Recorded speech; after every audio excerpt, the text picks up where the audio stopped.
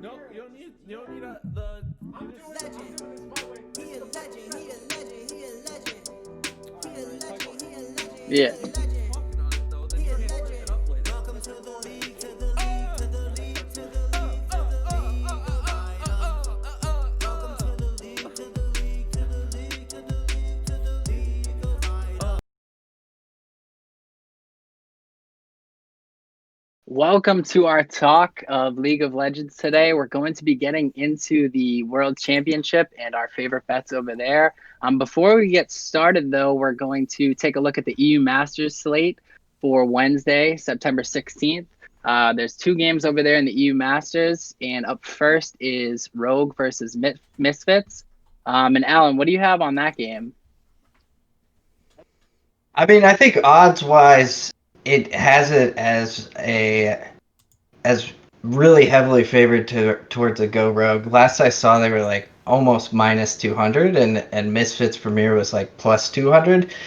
To me, that game is much closer to a coin flip than that.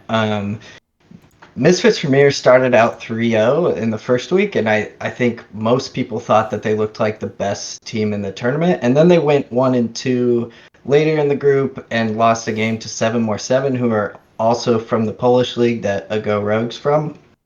But I think 7more7 was like a little underrated coming into that game, and I don't hold that loss like massively against them. I do think a Go Rogue probably is slightly favored. I really like their top laner Shigenda and their mid laner. What was his name again? I forgot. Chocolate. Yeah, Chekolad. Sorry, I'm like, I love this dude, Chekolad. I think that LCS team should pick him up, but I lost his name there for a moment. So, um, I do think that like they're a slight favorite, but plus 200 is like way too big of a favorite. And in on the DraftKings side, I think that a Go Rogue will probably be the more owned team. They were a semifinalist in the last EU Masters. And so I would definitely look to stack some Misfits Premier players just to be a little less owned, and I think they have, near a 50-50 shot to win the game. Yeah, absolutely. Yeah, perhaps some value there at plus 185 I'm seeing on Bovada right now. Pico, is there anything else you had on that match? Yeah. So I completely agree. I was just going through this matchup with someone before we jumped on the video, and I came to the same conclusion for different reasons, but we ended up in the same spot, which is always a good sign. So if you look at Ago Rogue's champion pools, we see a lot of Mordekaiser top lane, Shen. Set is often banned against them, and that's because they will run it in the jungle or top or support. It's just a really good flex pick, but they do typically run it in the jungle. So in the jungle, we have Skarner, Evelynn, Set, Volibear, Shen. This is the originator of the River Shen that we saw TSM pick up in playoffs. So the way that you should be able to beat that, in my opinion, is by just sticking to the carry jungle meta that we're in right now. So I think just naturally Misfits is a good counter to that. Is a good counter to a Go Rogue because they're playing the correct way. Correct. For Chekolad, we do see Akali, and Akali, in my opinion, is the most important mid laner right now. Because of how strong it is as a counter pick. So if the other team doesn't ban it and doesn't pick around it correctly, you can just explode a game as Akali. They're big onto Oriana, so I would expect that to get banned out probably. And they have had Akali banned against them, so it should be a contested pick. Bot lane right now isn't a huge deal for me unless they're picking something like Jhin, which I think is a huge mistake. That's really the only AD carry champion that I look at right now. For Misfits, we have Hecarim, Lee Sin, Nidalee, Graves, Kindred, all the carry champions that we want, even plays Kha'Zix, can go on to Lee Sin for a playmaking champion, but I'd really prefer it if it stuck to the actual carry junglers. And right when I saw that matchup, I was pretty positive I would just end up on this side. That's how I've been picking most of my matchups recently. All the way since 10.7. That's the first place I look, and if that fits the criteria, then I just go for it. So I will be on Misfits as well, and I agree. I think it should be closer to even money. Probably Gotcha. probably plus 120 is what it should be, and I see it at plus 172. So that's a good bet in my opinion. Interesting. Yeah, sounds like you're both on the same page on that one. And real quick, let's just talk about the other match that's going on tomorrow. We have Mouse versus Kick. It looks like pretty much similar odds over there. Mouse a pretty big favorite at minus 260. Michael, I want to start with you. What are you thinking on that one? Sure. So Mouse definitely plays Akali a lot. That is a perfect leader style champion. And we've seen it banned almost every single game against them, if not every single game against them. Going into this tournament, before any games were played, I said the three most important champions were probably going to be Urgot, Akali, and who was the third one? There was a third one that I said in the last video that we did for this. But those two champions, or I think it was also Senna. So Senna, Urgot, and Akali. And Mouse fits that perfectly, but the jungle matchup is still they're still on the wrong side of the jungle matchup. So if I was somebody like Kick, I would ban Urgot, ban Akali, and then play the jungle carry meta, and you should be in a good spot. So obviously we don't know how the pick bans are going to go before the first game, because like we kind of get a sense of what they're planning against one another after that first game. But I would assume that Kick is going to be able to get the better side of the pick ban phase, especially if they're blue side, because they could theoretically blind pick Akali and have some kind of like special composition to work for it.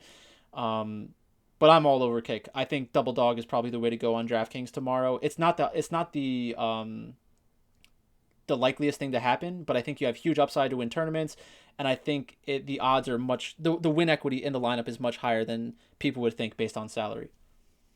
That's an interesting strategy. Alan, what do you think? Kick is an underdog, plus 185 I'm seeing money line. Are you on that? I mean, I've seen it up to like plus 220, which I think is just insane. Like, this is the team that made the finals in the last EU Masters, and they are, what, like 30% implied here? I don't understand that at all. Mouse is like a linear team in the sense that they're playing kind of like that Cloud9 Fun plus Phoenix style, where they try to get their mid laner out of lane and ganking into other lanes, and we saw how the meta shift kind of screwed both Fun plus Phoenix and Cloud9. And so I could see that being a problem for Mouse here. Like, what happens if they target a leader out in picks and bans, right? What if we say you're not getting Silas or Akali? Then what does he do? I mean, he starts, going down the tier list, and he's on the echoes and things like that. And I think champions with clear exploitable flaws. And so, yeah, I totally agree. I think that Kick could easily get the advantage in the pick ban here. Mouse always wins around leaders play, and so if I know that, I'm Yeah. hoping that Kick's coaching staff knows that, right? So yeah, I'll be all over Kick. I'll be betting them. I'll be betting them to 2-0. I'll be playing them in DraftKings. I think that, yeah, plus 200-ish for them is insane value. Absolutely. And Kick is just such a fun team to watch. Well, it sounds like we might have two live underdogs tomorrow, which is definitely always exciting for betting purposes, at least. Let's take it over to the World Championship, though. What the thing we've been looking forward to the most here. I want to get your guys' thoughts just in terms of futures. Groups have been set now, so we have an idea of perhaps how maybe these group stages might play out. Looking at the futures, are there any bets that maybe see value on, or teams that you're liking? Michael, I just want to get your thoughts on the futures to start. Sure. So I don't like betting World's futures. I don't think that there's a lot of value there for the most part, unless you're taking like a huge scratch off. But what I would probably talk about more is how I would avoid some of these teams. So Top Esports at plus 180. I don't know why anyone would tie up money into that bet for a 36% implied chance of winning the tournament. Even if that's the right number, you might as well just bet on them a few times during the tournament, and you're going to make roughly the same amount of money.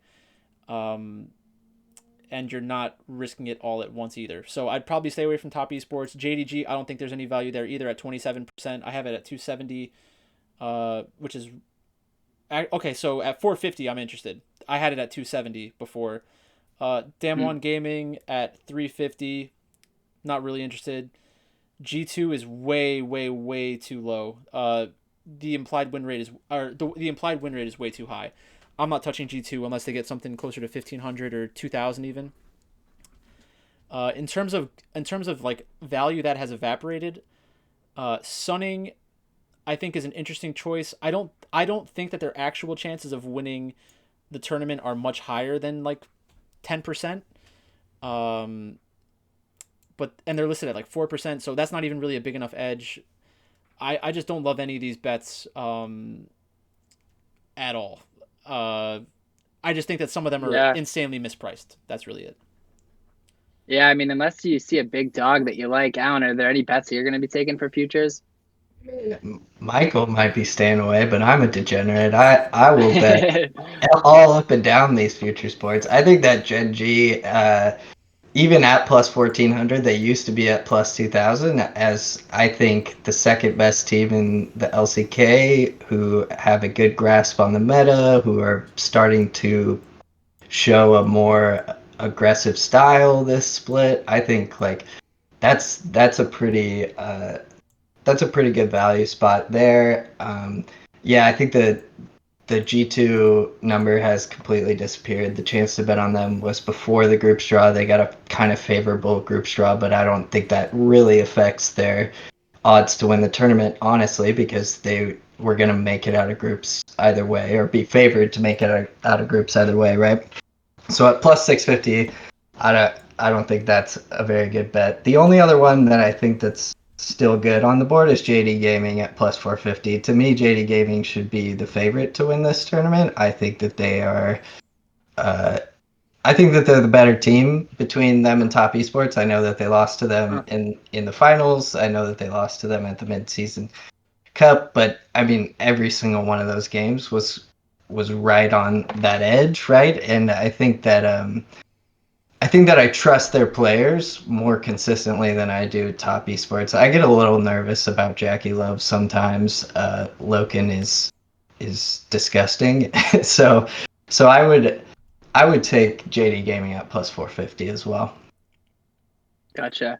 I mean, it is crazy. It seems that people are just always underestimating this JD Gaming team. I mean, the odds definitely don't look too bad there. Are there any teams outside of LPL, LCK, LCS, LEC that you're, interested in and maybe taking a long shot on? Well, how about we go through the groups, because we also have the Okay. odds for the group winners, and I think that might help us Yeah. narrow down the World Championship future as well. So it's probably a good spot to Yeah. start. Yeah, let's take a start. Let's start over here with Group A.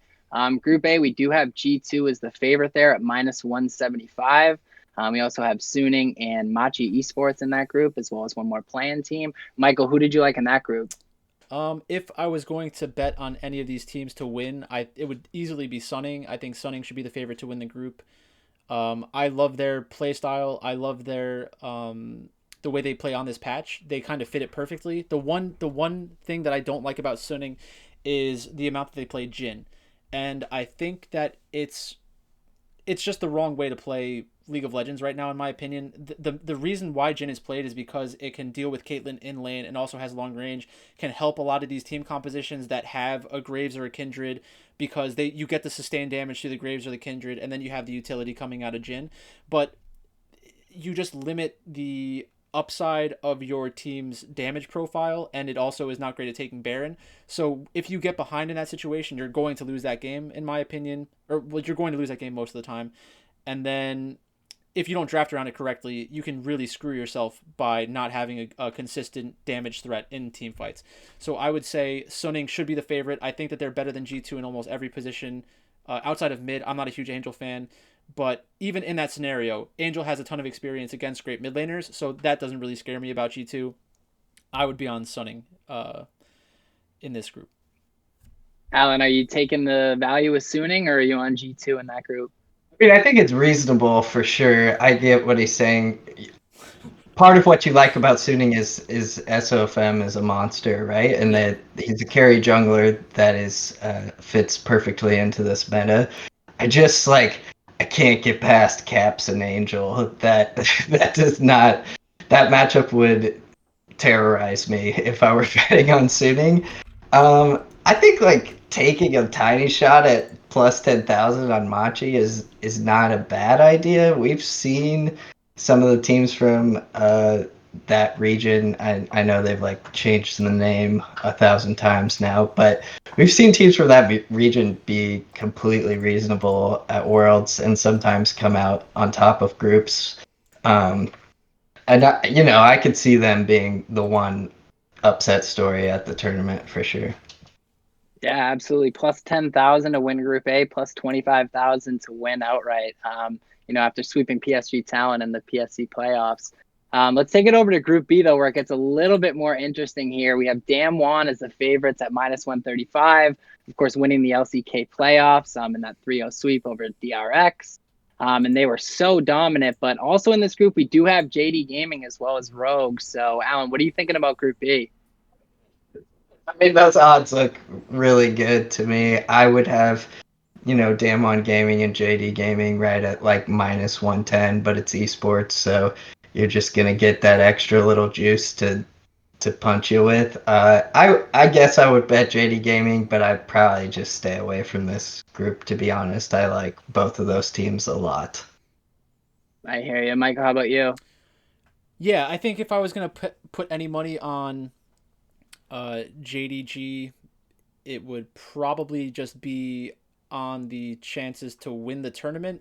Hopefully they lose a game or something early on, and you can get a new number at that. But I agree with what Alan was saying before. I think that JDG is a reasonable choice to win the tournament. The only reason I don't love it as a futures bet is because I'm not getting like any value at all for my money between the implied win or like the break even percentage that I would need to hit. But I think that JDG should be the favorite.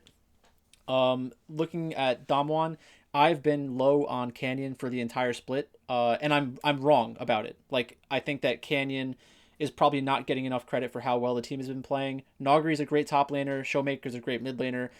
Ghost is a huge upgrade over Nuclear from last year, and Beryl has a very interesting champion pool. I love the fact that they play Senna. I know that they can play Akali, Kassadin, all of these carry champions because they have Showmaker.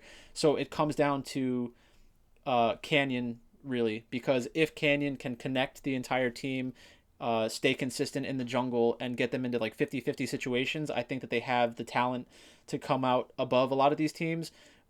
But that's really at the core my mistrust of Canyon and my love of Kanavi makes me lean in that direction. So I think that Kanavi is the kind of jungler that can push Canyon to his limits and get the advantage in the mid game onto JDG's side, and then it's going to be a lot easier for them to convert these games into victories over Damwon, because that's the only real chance that um, that's really the only chance of them losing this group, I think. So actually, yeah, if you're looking to bet on JDG, don't even bet this plus 120. Wait until they play Damwon and then look for that number, because it's probably going to be the same exact thing.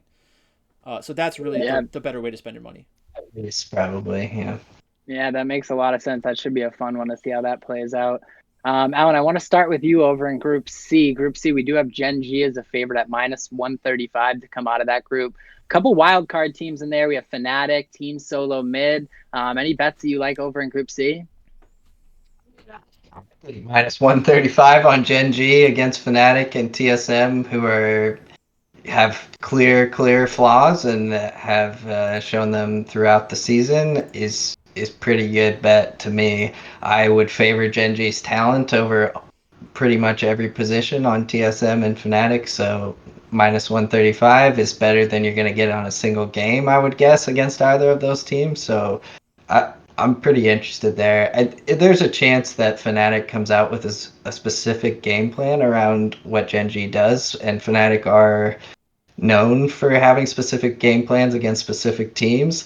And so that would be my one concern about them being the winner. But I think at minus 135, that's very bettable. Yeah, I definitely would feel comfortable having my money on Gen G there. Michael, any thoughts there on Group C? Yeah, I agree. I think Gen G, at first glance, seems like the best bet in the group, but the actual best bet is the play-in team, because it's going to be LGD most likely, and Mm. LGD, if they were slotted into this like originally, that number would be in the 150 to 200 range. I think matchup wise, I think that TSM, like it's really kind of bizarre. Like I was on TSM and Fnatic for the entire spring and summer because a lot of people were undervaluing them, so it gave you a lot of opportunities to play it on DraftKings and stuff like that. It didn't really work out on DraftKings that much because of like the dominant teams like C9 that would just win all of these slates. Um, Fnatic, another team, people were talking about Rogue, talking about Mad Lions. I was on Fnatic and G2 for the entire split. I had G2 listed as my best team in Europe for months, even though they were not playing as well because eventually talent's going to overtake all of that. And then Gen G, I think that Gen G will probably be dominant in this group, and the number 135 makes a lot of sense. I think it's accurate, being about 58ish%. Um, the only real team that can come in and win this is LGD. And I think it's because LGD against Gen G, the top lane matchup isn't going to be a huge difference. Clid against Peanut, I think Peanut has real chances to win that matchup consistently as a carry jungler. Clid can carry in the jungle, but all that does is increase the volatility of the matchup. It doesn't really um, invalidate one of the teams. It's just you'll see games where like Peanut goes like 0-4-0, and then the next one he'll be like 8-1-12. So it's going to be crazy games like that. So I think the best bet would be LGD plus 350. This is the only opportunity I would bet on Gen G, either in individual matches or at minus 135 to win the group. So I probably will not bet on them to win the group. I would probably look for spots in individual matchups against LGD or something. Uh, and then I will be betting against Gen G, I think, in the knockout stage. Interesting. Yeah, maybe now is the time to pull the trigger on that playing team bet now before, like you said, before LGD qualifies, get some value there. Yeah, actually, before we move Um, on, the last thing that I would sure. say, sorry about that, is for Gen G, the reason I'm saying that I will bet against them in the future is because I expect Gen G to be dominant during this group stage, and all of the casters and all of the people on Twitter that have these large followings are going to say, "Oh my God, did you see what Gen G did to TSM and Fnatic and LGD? They're going to destroy whoever they play in the next round." And then they're going to get like some other legitimate team like Suning or something like that, and I would expect them to not have any value on them, all the value on the other side, and that's where my money's going to end up. So that's kind of I'm projecting too far into the future and anticipating something that might not happen, but that's how I expect it to go. It might be a trap. Who knows? I mean, I Yeah, think I that mean, makes. playing the. Go Yeah, go ahead, ahead, finish. Alex. Oh, okay. I think that makes sense. I mean, I have a feeling that when Damwon and Gen G show up big here, which I expect them to do, especially in the group stage, then there's going to be a narrative shift about the LCK, right? Because Yep. right now the talk is all about the LCK teams can't compete with the LPL teams, blah blah blah. And as soon as they, finish on top of their group, they probably both look dominant in their group. Obviously, Damwon has a harder path with JD and JD Gaming in their group. Then it's gonna shift. Wait, were we all underrating Korea? And then I think that there's a chance that there will be some value to actually go against the Korean teams at that point. Yeah, and playing those big name teams right off the bat, if they do, string together a couple wins, there definitely could be a trap spot coming up, like you said. Sure. Let's finish it up with the last group, Group D, where we do have Top Esports, who are the favorite to win this entire thing. And their odds to win Group D are at minus 400 right now. They also have DRX, FlyQuest in that group. Michael, what are you thinking for Group D? It's a similar situation. Like I'm apprehensive to bet on a group winner at this point because teams will not be thinking to themselves, "Oh, we have to win this group," unless it gets to a spot where like they're the last team to qualify for the knockout stage and they're trying to avoid a team. I think that there's really not a lot of value in these kinds of numbers unless there's something like what we've talked about in the other groups. So at minus 400, I will not be doing that. I'll maybe look for a parlay if you want to get money in on Top Esports, but if you sit out on this, it's not going to make or break your bankroll. So DRX at plus 300, it's almost high enough, but I'd really want that closer to like 5 or 600 to feel like I'm getting actual value on my money, because FlyQuest is dead, and whoever comes in as the play-in team I think is dead as well. If I was going to bet on a dark horse to win any of these groups, it would be FlyQuest though. I love Santorin. I love Power of Evil. I love Ignar. I hate Wild Turtle with a passion. He is the worst AD carry in North America. He is completely brain dead, and I go on this rant probably once a month where I just completely shit on Wild Turtle, but I can't help myself. If they get out, it will be because they just dragged him across the finish line. It's very unlikely. I don't think it makes sense to bet them to win the group, but if you can find like to get out of the group, that would be kind of interesting. It would kind of be cool to see Top Esports flame out and not make it past the group stage. And in order for that to happen, DRX and FlyQuest would have to put up good fights. So FlyQuest against Top Esports, obviously the talent disparity is huge.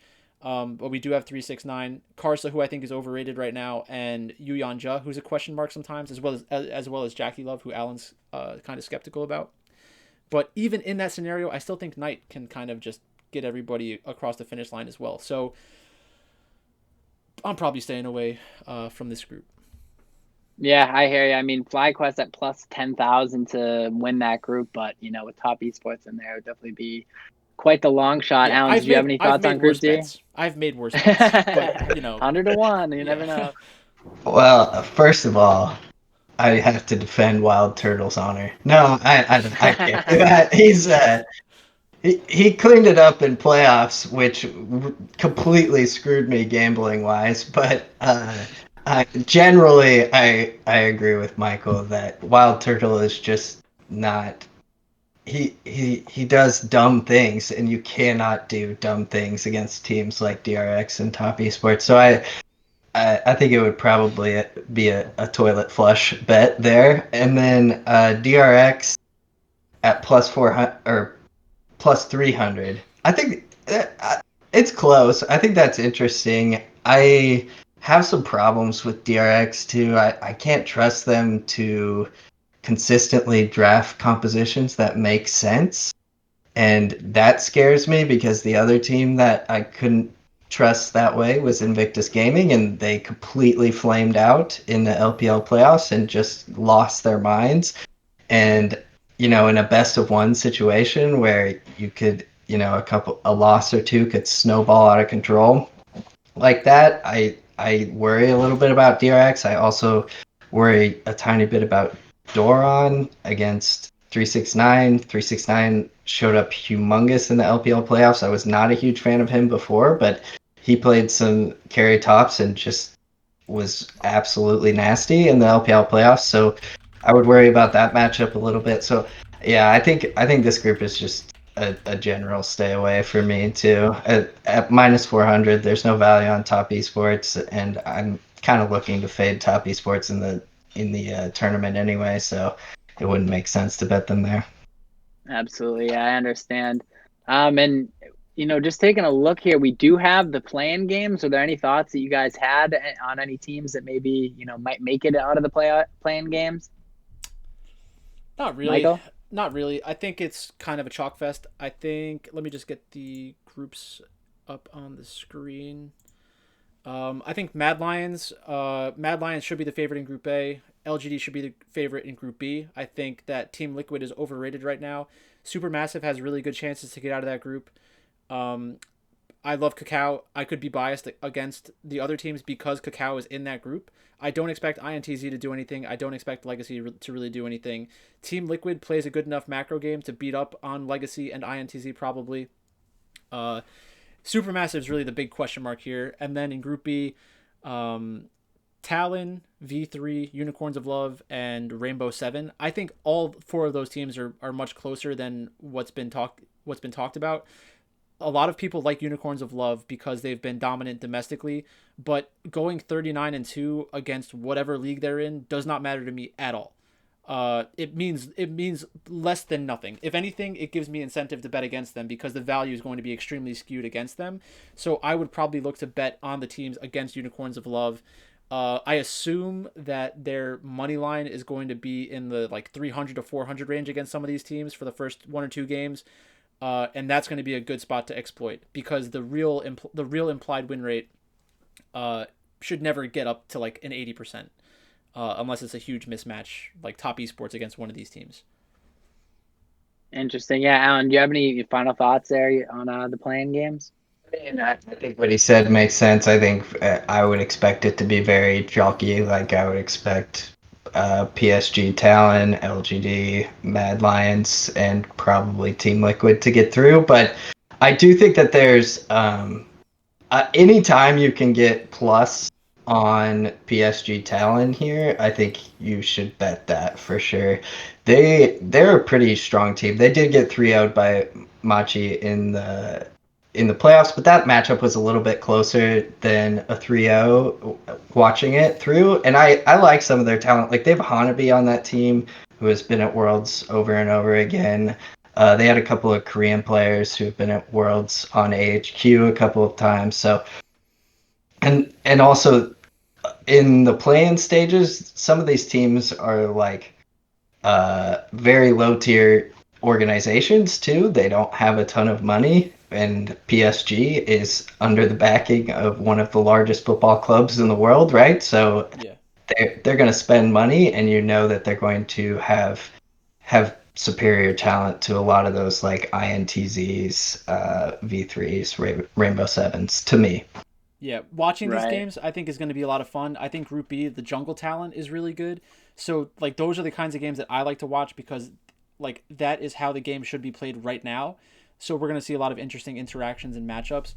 Um, I think the last thing I didn't think I was going to want to talk about this, but these champion things are actually like rattling around in my brain right now, and it's wild that these are even a thing.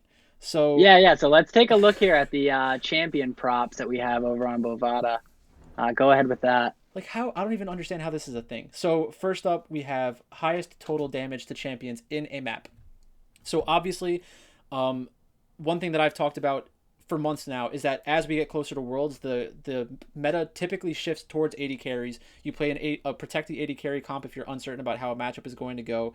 So I think a lot of the AD carries offer good value here. Outside of AD carries like Jinx, who's an extreme hyper carry. Well, actually, I should clarify. This is for highest total damage to champions in a map. So in one game, who is going to do the most damage? And I think we should be looking at hyper carries. So Jinx, Kog'Maw, Aphelios, I think they all have really good chances of being at the top for one game.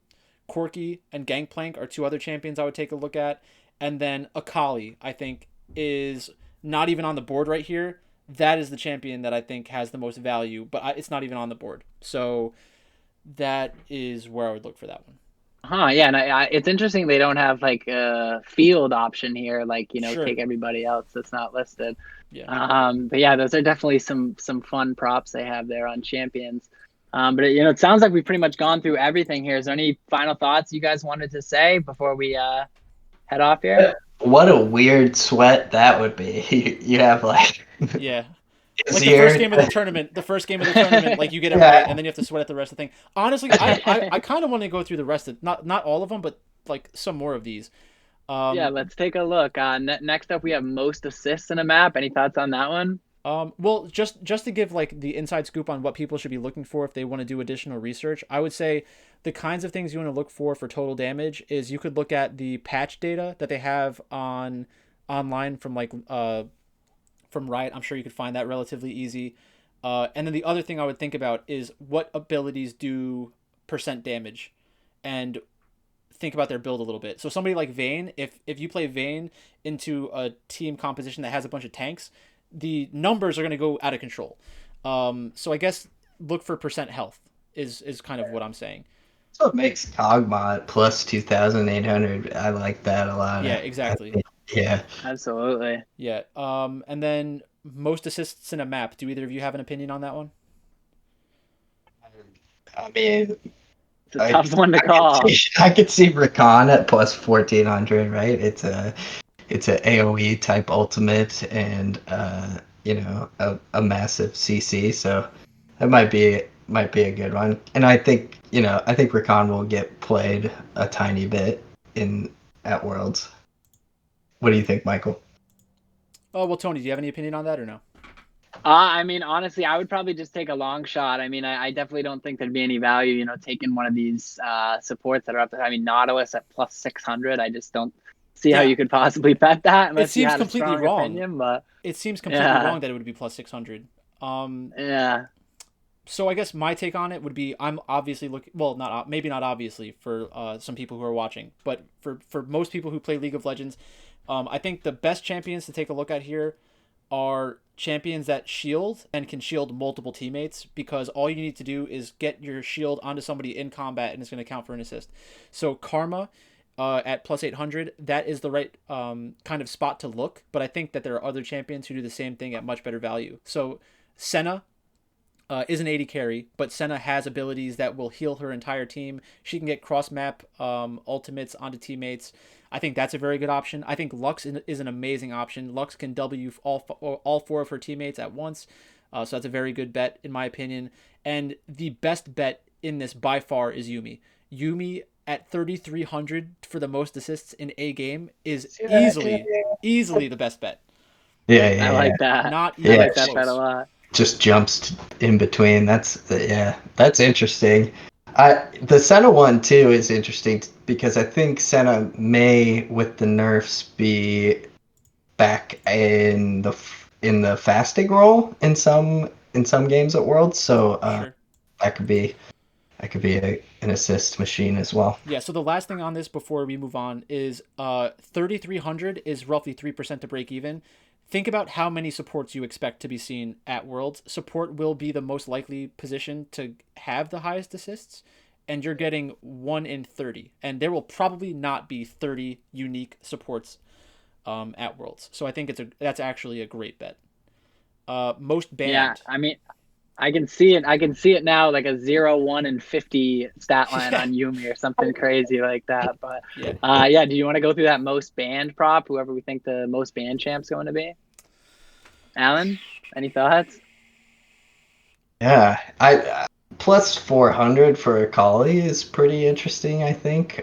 Yeah. I think that she'll maybe the combined pick and ban, which is after this one, she's at plus 300. I think that that's pretty good value there. I mean, I they have Lucian as the favorite, and I generally agree with that. Lucian can be played in a lot of roles right now, and he's just oppressive, and he is safe, and I think a lot of teams will be playing him or banning him at Worlds. So I think that that favorite is probably correct, but Akali is the one that sticks out in my mind right away. Michael, any thoughts on those odds for bans? Yeah, I think that Akali Set and Twisted Fate are all better options than Lucian in terms of value. I don't. I need to do a patch rundown on the Worlds patch because I think Silas was buffed for that patch. So Silas might actually be good value that we haven't seen on in like the pro meta. Because his I think his ultimate had like its ability ratio shifted, and that would be very important. Thresh makes sense. Bard makes sense. Uh, that's really where it ends for me, though. I think those are probably the ones that make the most sense.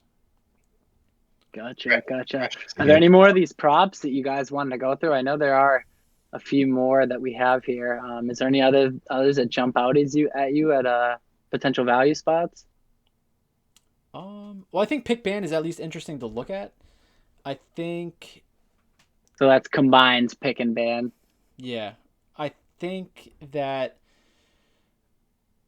mm, in my opinion, it should be Graves. I think that Graves should be picked or banned in every single game. A lot of teams don't see it that way, which is fine. You're wrong, but it's fine. Um, I'd probably say Akali is should be the odds-on favorite and is the right answer, but it depends on how the teams feel. So like Akali, Silas, and Graves are probably the only three that I would look at. Yeah. Graves at plus 1600 there. Alan, any bets you like?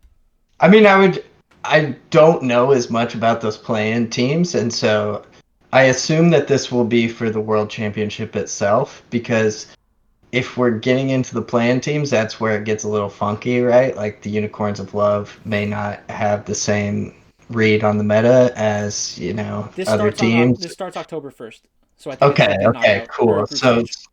So in that case, yeah, like I said, I like Akali at plus 300. I think I would have her and Lucian right neck and neck as the two most picked demand at the tournament. So plus 300 compared to plus 160, I would take Akali. Yeah. Last one is Yeah, Bard. maybe there's some value there.